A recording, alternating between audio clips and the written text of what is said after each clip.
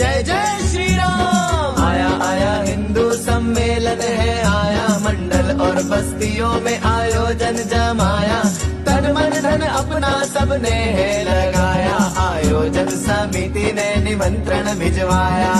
हाँ तो माता बहने बंधुओं, संघ शताब्दी वर्ष में पूरे भारत में हिंदू सम्मेलन हो रहे हैं। हिंदू जगेगा तो विश्व जगेगा, मानव का विश्वास जगेगा, भेद भावना का ये तमस छटेगा, समरसता का भाई अमृत बरसेगा।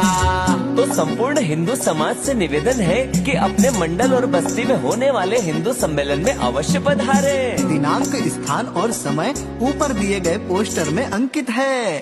हिंदू सम्मेलन में आना कहीं चूक न जाना, आप सभी को है निमंत्रण हमारा।